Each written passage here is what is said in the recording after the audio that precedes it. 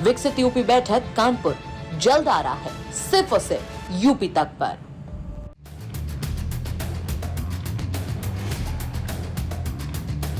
जो बेटियां मैदान पर विरोधियों को धूल चटाती हैं, जो देश और राज्य का नाम रोशन करने का ख्वाब आंखों में पालती हैं, जब उनकी जिंदगी का सफर महज चंद रुपयों के लालच में बेरहमी से खत्म कर दिया जाए तो कानून व्यवस्था और इस समाज पर गहरे सवाल खड़े होते हैं। उत्तर प्रदेश के मेरठ से एक ऐसी ही रोंगटे खड़े कर देने वाली सनसनीखेज वारदात सामने आई है। एक नेशनल लेवल की महिला कबड्डी खिलाड़ी जो 1.5 महीने से लापता थी, उसकी लाश एक नाले से सड़ी गली हालत में बरामद हुई। इस कत्ल की जो इनसाइड स्टोरी सामने आई है, उसने पुलिस से लेकर आम जनता तक के होश उड़ा दिए हैं। चलिए सिलसिलेवार तरीके से आपको जुर्म की इस खौफनाक दास्तान की तह तक लेके जाते हैं। वारदात का शिकार हुई अनुष्का पाल उर्फ रिया, जो दौराला थाना क्षेत्र के चिरोड़ी गांव की रहने वाली थी। अनुष्का एक होनहार राष्ट्रीय कबड्डी खिलाड़ी थी, जिसने इसी साल 12th का एग्जाम पास किया था। गांव से प्रैक्टिस और स्कूल जाने में दिक्कत ना हो, इसलिए वो पिछले कुछ महीनों से शोभापुर बाईपास पर किराए का कमरा लेकर रह रही थी। 8 मार्च को अनुष्का ने अपने परिवार को फोन किया और बताया कि वो गाजियाबाद में एक कबड्डी टूर्नामेंट में हिस्सा लेने जा रही है। सब कुछ ठीक चल रहा था, लेकिन अचानक 16 अप्रैल को अनुष्का का मोबाइल फोन बंद हो गया। परिवार का संपर्क टूटा तो अनहोनी की आशंका बढ़ गई। इसके बाद 28 अप्रैल को मेरठ के कंकरखेड़ा थाने में अनुष्का की गुमशुदगी दर्ज कराई गई।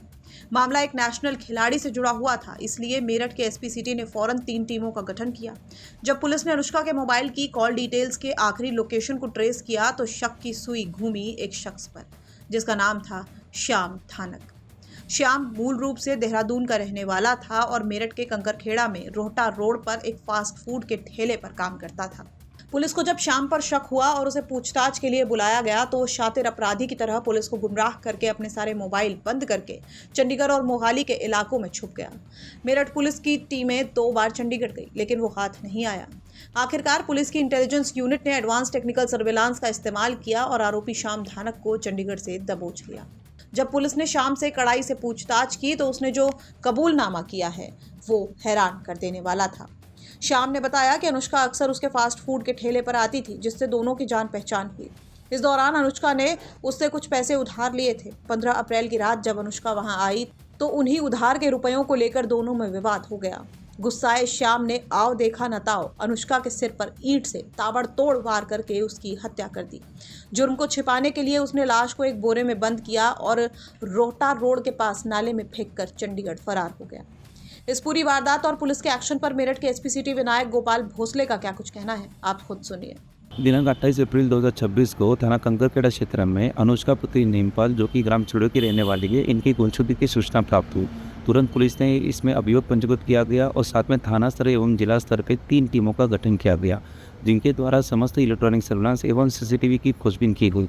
प्रथम दृष्टया श्याम धानक पुत्र राम धानक, जो मूल निवासी देहरादून और हाल पता चंडीगढ़ का रहने वाला है, इसकी गतिविधि संदिग्ध प्रतीत हुई।